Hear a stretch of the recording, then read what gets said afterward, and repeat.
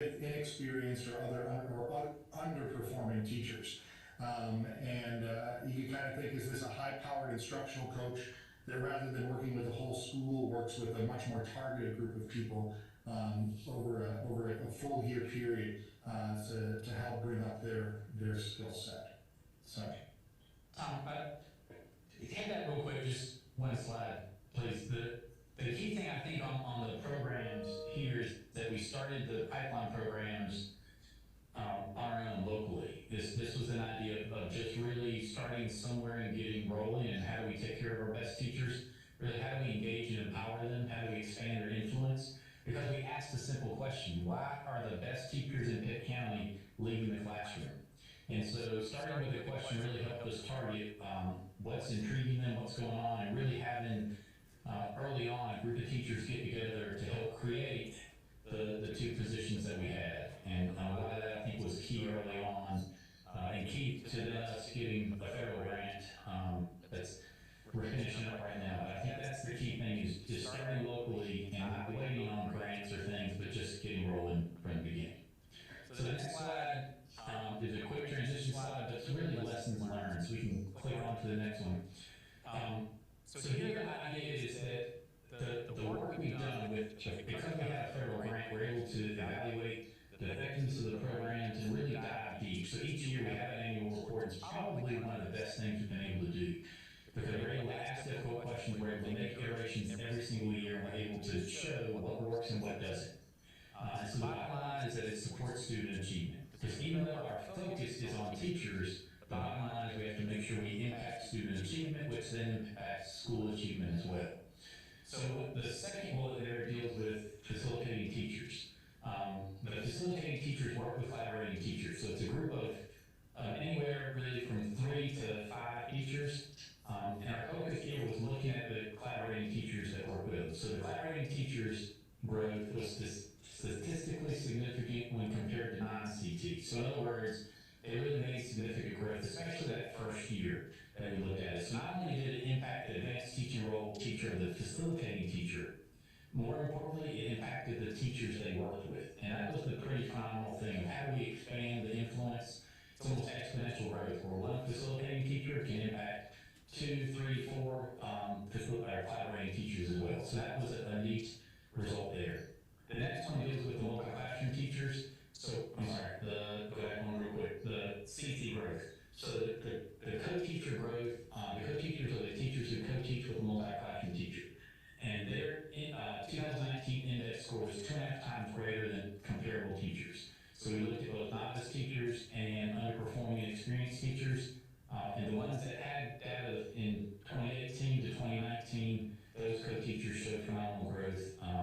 Specifically, we had 2 middle school math teachers that were phenomenal, but really all the teachers showed phenomenal growth. And that is all cited right there in the year 3 evaluation report. In the next slide. So, in addition to looking, in addition to looking then at the individual teacher scores, we also looked at transitions at the whole school level, and you'll see here, that there was a pretty significant from pre-grant, which was 2016-17, to 2 years into the program. You'll see there's a pretty significant difference in the number of schools who were either meeting or exceeding growth. Now, I'll also be the first to say we know that it wasn't 100% a result of EATR positions, because there are a lot of things going on in the district, but we were doing a lot here, and so I think it is fair to say that there was a contribution. And when you run these numbers down, basically we increased the number of schools who met or exceeded growth by 40%, and we decreased it over that same time in terms of schools that did not meet by 69%. And we were really looking for whole-scale systemic change on a lot of these programs. So this was exciting data to be able to see and share. The next slide deals with teacher retention. And this is teacher retention that's a little different than we look at most of the time. This is 3-year teacher retention. So we started the year before the grant, and which teachers were still here after years, depending on when they started. So some of these teachers, this is actually 3 years of data, sometimes 2, sometimes 1, depending on which cohort. But the two slides right there in blue is basically the key BT program, which is a one-year program for highly effective, creative, and innovative beginning teachers. It's a one-year program. We were able to retain those teachers almost twice the rate of regular beginning teachers over a 3-year period, and that was pretty phenomenal. The red line is the district average, and looking at each of our advanced teaching roles and pipeline programs, the green is Teacher Leadership Institute. That's the pipeline program for experienced teachers. We're really aiming for those anywhere from 7 to 15-year veterans to really help prepare them to lead other adults in different roles. We're able to retain almost all of them. And then if you look at each of the facilitating teachers and the multi-classroom teachers over the years, we're able to retain those above the district average. The one year in 2019, actually, that was the year we started the multi-classroom teacher position. We had three, maybe I think it was three teachers actually that moved up, plus some other ones that were able to stay in the district and move up into either another advanced teacher role or another position. So that one year is a year that went down, but for the most part, we're able to retain our best teachers at a rate higher than the district average. So something that we're proud of as well. Next slide. Those retention rates are actually, for the FT and MCT, are actually retention within the same role. So even so again, going back to what Seth was talking about, that middle year where the FTs was lower, those teachers that left, the majority of them still stayed in the district. Some of them moved into other roles or advanced leadership roles. So that's why that's a little bit lower. But so then the next slide, this is where we wanted to spend a couple minutes talking about. I think all of us are able to share kind of the positive impacts we've had, and which is really phenomenal. And I think what you're going to see here is, again, a lot of alignment in terms of lessons learned and kind of guiding philosophy. One of the things that we feel like we really did well was, we said we went slow to go fast.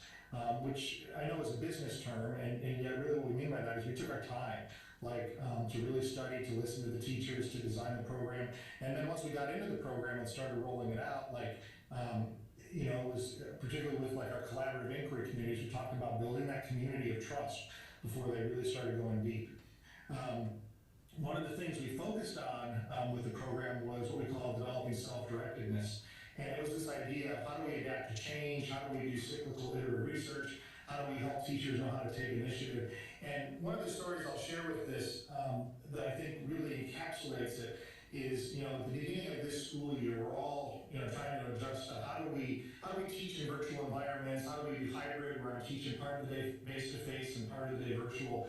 And so we had a whole bunch of our facilitating teachers in for a beginning of the year meeting, and you could tell the stress was high, tension was high, and we talked through this. And one of the big lessons and ahas we had with them was that every teacher in the state at this point is struggling with what you guys are struggling with, right? They're all having to make this transition.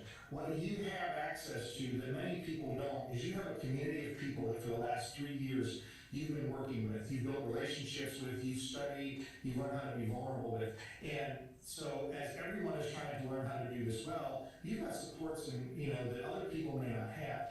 And that became a real eye-opening experience for them because they realized they weren't in it alone. It was this idea of collective efficacy, that they had a team to work with.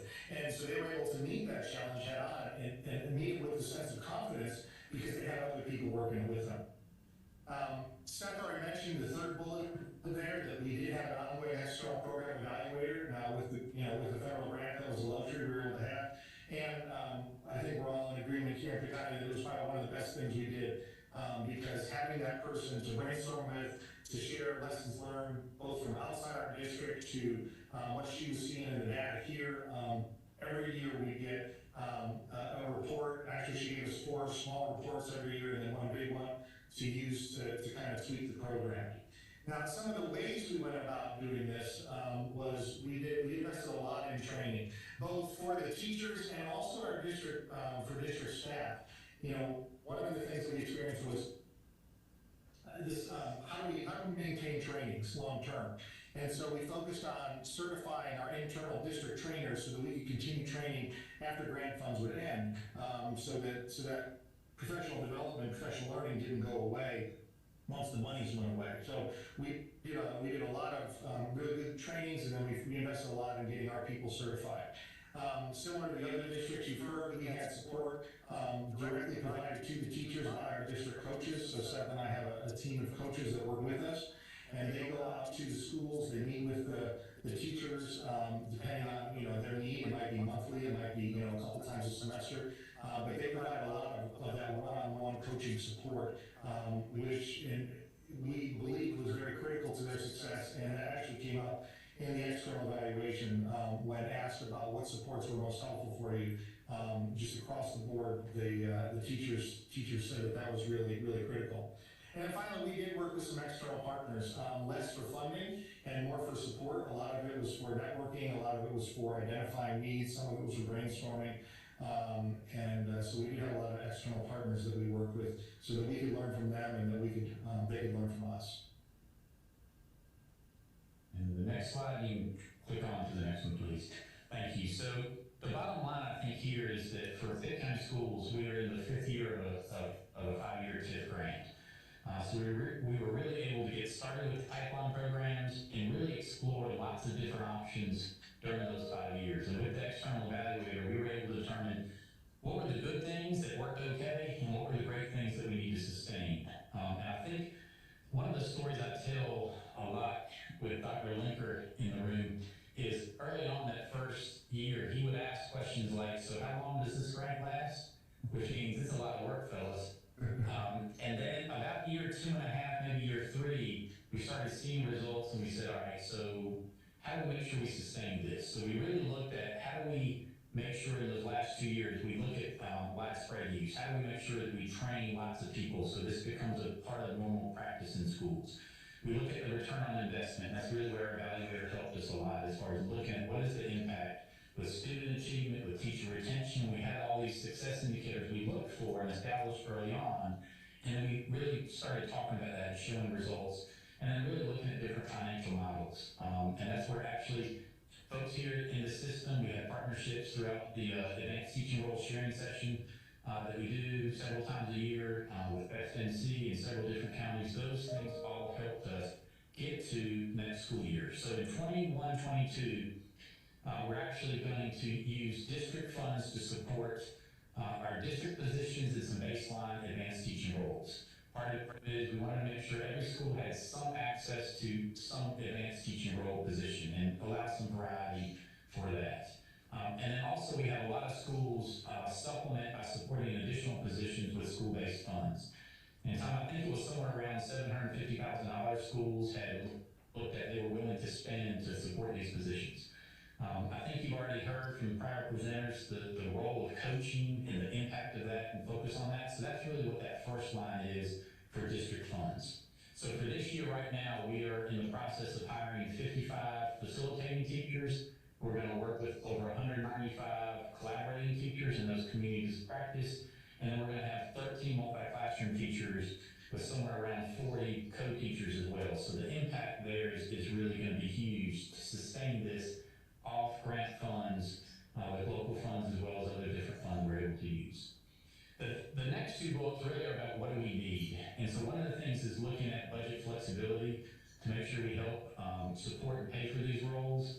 I think you're going to hear from, in fact, I know you're going to hear from Brian Hassel and looking at the fee flexibility. We're working closely with Edgecombe County and different ways to explore this and look at how do we substitute, look at how we pay teachers to make sure that we really keep our best teachers, because the impact of our best teachers is worth a lot.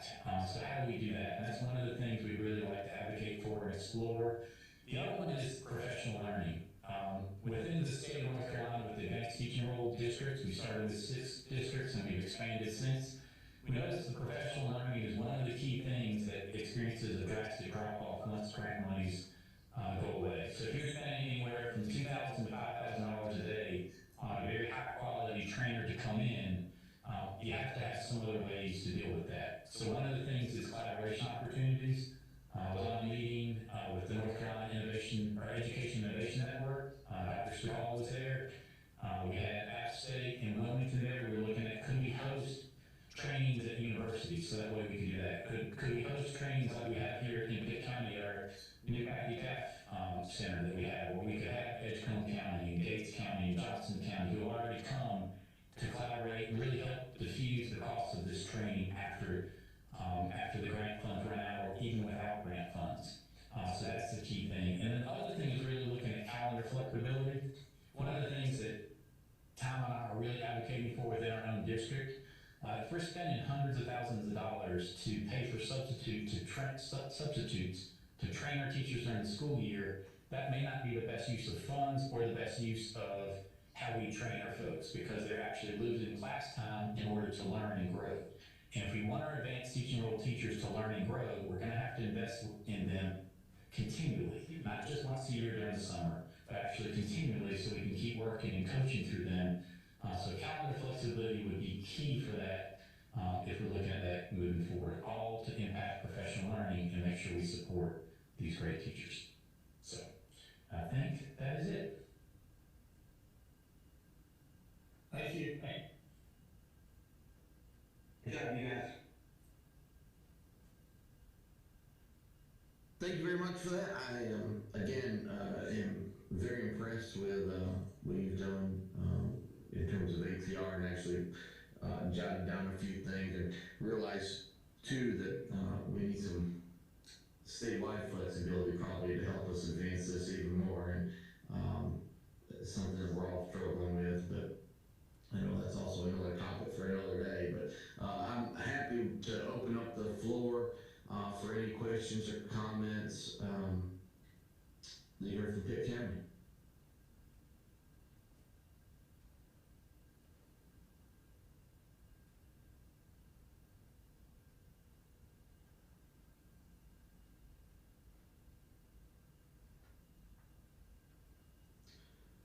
I do, again, thank you, Dr. Feller, Dr. Brown, Dr. Linker for kind of sharing the Pitt County story in terms of our discussion. So thank you so much. That was very good. We will move on to Dr. Brian Hassel. Dr. Hassel is co-president of Public Impact and oversees the Opportunity Culture, but I'll say program of Public Impact. I first got to meet Dr. Hassel in a previous job through Ms. Brenda Berg, who's also part of the subcommittee, and at that time looking at the work they were doing with Project Lift and CMS, and again, very impressed with the work that they're doing, and felt like he would be someone good for us to hear from. And so to discuss opportunity culture, and I know he's got a presentation prepared, and some of the school districts he's working in as well. I'll introduce Dr. Hassel. Thanks so much for the introduction, and thanks for including opportunity culture in this lineup. It's been so interesting to hear the other presentations and see the impressive work that's gone on. And Seth and Thomas, it's good to see you guys. You've been working on this for a good while, and I think that's something I'm going to come back to, is that this work of creating advanced roles, it's significant as far as what districts and schools need to do if they're going to make it successful, and I think we need to keep that in mind. So I'll say more about that at the end. But what I'm going to do mainly is give an overview of the Opportunity Culture Initiative, which is actually a national initiative, and it began in Charlotte-Mecklenburg, and there are 10 districts that are part of it here, but it's now in 10 states and about 400 schools around the country. So let's take a look at the next slide. There's really two parts to the commitment of opportunity culture is asking schools to make. One is reach all students with excellent teaching consistently. I don't need to tell this group how important that is and how hard it is to do. We want to make it really true, and that's one of the commitments. The second one is reach all educators with outstanding career opportunities. So change the teaching job in a way that makes it attract more people who are going to be great, keep them for longer, and give them the chance to keep teaching, not have to leave and do something else if you want to have an impact. You go on to the next slide. The essence of opportunity culture is a set of roles on a career ladder that teachers can move up over time. And I'll start at the bottom because I think there are a couple of non-teaching, direct teaching roles that are part of it. Reach associate, an advanced career professional who can support teams of teachers, which also could be played by a teacher resident, someone who's studying to be a teacher, aspiring to become a teacher could play that role. be on a team and learn on the job. And the team teachers are teachers like the co-teachers you saw in the previous presentation. They're part of a team led by a multi-classroom leader. I'm going to talk about multi-classroom leaders and team reach teachers on the next slide, so why don't we go there now to the next slide. And here's how we think about extending the reach of excellent teachers with these two kinds of roles. Multi-classroom leader is the cornerstone. This is a teacher who has had prior student growth that's very high, also shows leadership competencies, and they're going to lead a small team. By small, I mean 3 to 8 teachers. Think a grade level, think a department in a middle school. And by leading a team, I mean fully take responsibility for that team's work and its students learning. So to play that true full team leadership role, NCLs, as we call them, do a lot of things. They visit other teachers' classrooms, observe, give feedback, and coach. They co-teach and model in other teachers' classrooms. They lead, co-plan, and analyze data for the whole teaching team, which schedule is often restructured to allow that to happen every day or 3 times a week, several hours of that a week. And then it's not on the sheet here, but they continue to teach. They are not pulled out of the classroom altogether. They may have their own classroom or their own sections in secondary school. If not, they're still holding small groups, they're still co-teaching, they're still very much engaged with students, so they are still very much teachers. And on the other side of the chart is the team reach teacher.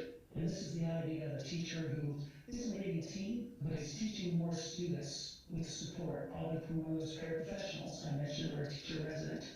They're part of a team led by an MCL, so it's not a separate thing over to the side, but they are playing a role where they might have more students. And I put this chart up in part because if you go back to the vision slide this committee is really working with, these represent 2 of the ideas on the far right of that chart. The idea that an advanced teacher could be an adult leader, a team leader, or the idea that an advanced teacher could be someone who has more impact in the classroom on kids, although NCLs have that as well.